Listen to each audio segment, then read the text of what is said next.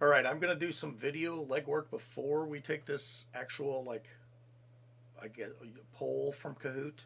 I wrote this program using TI Inspire for those people that are watching this and seeing how it can improve educational standards and technological integration. So I wrote it so that I didn't have to write three versions of the key. To be honest, to be truthful, because I give three versions of the key all the time. So I took the time to write this program. It lists all the important parts. I've got it sized up so I can actually see it. So the question initially said, find the sum of the first 100 terms of this arithmetic sequence. So I've stated all the given out here. I've even written the explicit form of this. And then it shows the work it's required. After you find the last term of the sequence, you knew the first term of the sequence. You add the first term and the last term, and then multiply by half the number of terms you have total. Now, good things are shown here. You can see where kids could get tripped up, and they can see if they showed work where their uh, like mentality broke down. So I got this 27,750. Okay, that is the sum of the first 100 terms of this sequence, and that's if you use basically what's accepted as the sum of the arithmetic sequence rule of the first n terms. Okay, I will provide that to them while they take the actual I guess entry quiz or poll to see who still doesn't get it. Okay, in the process of writing this, I thought it would be a good idea, since I asked the same question like three times, that if I wanted to know what the sequence looked like. Now it can divide. It can actually make a sequence as long as you want, but it's hard to view on the screen. So I broke it down in each 10 terms, and I'm sure that when we look at all of these, hopefully at the end, my A100 terms are great. But this shows all of them instantaneously, and you'll have to go to a list page, and you can just quickly see that if we were careful, we get this 525 as the last term of the sequence. It also helps kids to understand what we're really actually doing. Okay, so we took adding all 100 of those numbers we just looked at and boiled it down to adding the first term and last term or multiplying by the half of the number of terms you have. And lo and behold, look, there's that 525. Now, when I show kid this. It really depends on my mood or how long I want them to struggle. But for a while we actually do add terms and 20 terms of the sequence to see how poorly they can actually add numbers, and to say there's got to be a better way. Okay, this is better way number one. Now after a while I want to show them there is always a better way out there, and things that happen regularly in math. A smart person has written a program that does it for you. Now, that original smart person was named Mr. Ryman. Mr. Ryman is the one that gets credit for publishing about his summation of sequence rules in general, and not we can apply that to the arithmetic sequence just the same. Okay, it's I didn't really use the word Ryman in class because the word Ryman the kids just have a hard time spelling initially. In fact, I misspelled it because I always want to put an H in it.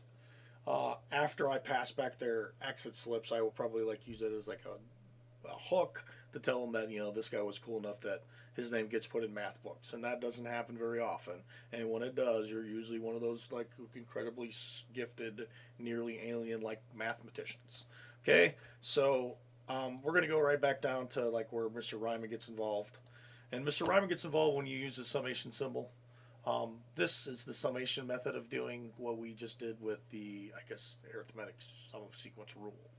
Okay, the nice thing about Mr. Ryman's ordeal here is he's figured out a way with his Ryman sum to denote, and the people that have gotten written calculators after the fact have given him homage by allowing you to change the n from 1 to anything you want to, which is a lot more convenient than what I'm going to ask you guys to do a little bit later. Okay, I have basically written this program so that as long as at least you have 6 terms, this will show the beginning of the sequence 3 terms and the end of the sequence 3 terms. Okay, so this 27,750 was in fact the same thing as this 27,750. That's to reiterate the point that they both of them work. Okay, while we are talking about this sequence that has a positive common difference and starts at 30, I am going to skip to basically the second time we use this. The second time we used this sequence was problem number 5. Problem number 5 wanted you to tell me the sequence from the sum of the sequence from 4 to the 800th term. Now to do that, we're going to get 2 different ways to do it. Mr. Ryman's got a way to do it, and then the summation rule's got a way to do it. So I'm going to show the summation rule first, because the summation rule is really what we try to teach them in the first place. So I'm going to change this to 30. That should show you that this is a pretty fast working program. And then I need to like make my size a little bit smaller so you can see where I have those inputs in here, so they can read it, see that just hangs over, and if you're really going to get anything out of this, you should be able to see both columns. So I'm going to try to tweak the columns a little bit so we can see all of it at once. And now we can.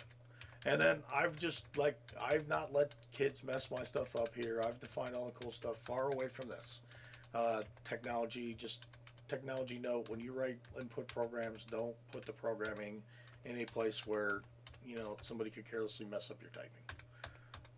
If I was more sophisticated, like I've got a kid in one of my classes that's writing these programs with the TI Inspire and dumping them on my computer like willy-nilly, then you could get a little bit more sophisticated about your input and output. I like this just the same because showing the work is, you know, something that's pretty important. So this is where I would like go through the instructional part and say, when you're trying to find a sum of something between the fourth, something between and including the 4th and the 800th term, then you basically need to do this. You need to find the sum, the partial sum of the 800th term of the infinite sequence, which is denoted here. And then after we have done that, we've got the 800th term, so I could now find the sum of the first 800 terms. Okay, most kids understand that you need to find S of 800 to do this problem. The part where people get into trouble is you see this S3, that means the partial sum of the first 3 terms. Now this formula is ridiculous to ask to like add the first 3 terms in the sequence, but it does show the point that what does work when you have odd numbers, because you eventually get 105. Okay, and if we take the difference of these two things, we're going to get what is supposedly the sum of the terms from A4 to A800. Now I could write 4th and 800th up here instead of A4 and A100. It does 2 things, 2 reasons why I won't do that. Number 1, this reinforces what the symbols mean in math. And number 2, the fact that we have 1st, 2nd, 3rd, 4th makes the programming of me changing that prefix troublesome. And I just don't want to retype it every time I do the problem, because that part of the program isn't worth enough for me to do the advanced stuff to get it to use those correct prefixes. I'm not that good a coder. So I took the easy way out and used the A terms. So according to Mr. Ryman, we should be able to put 4 and 800 into his rule, or basically his calculator feature, and get the same sum. Okay, I believe that this was the one that we left on 11 before. I can click on this and just edit it directly to get 800, since I don't want to click with the slider up and down.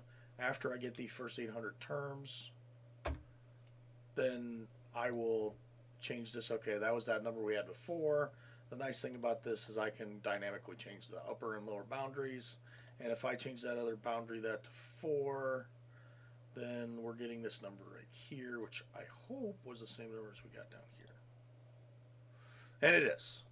We got 1 million. We got basically 1.6 million. Okay, and that's saying 1.6 million there.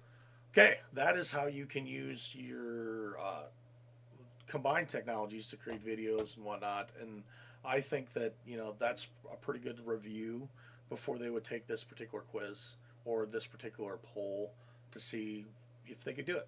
This is already 9 minutes long, so I would hope that you'd have an option to skip this video if you really wanted to, or, you know, not put it embedded in the Kahoot for the kids that really get how to do it. But for our purposes, I'm just playing around with software to show people what's going on. You can either include this or not include this video. Thank you for watching.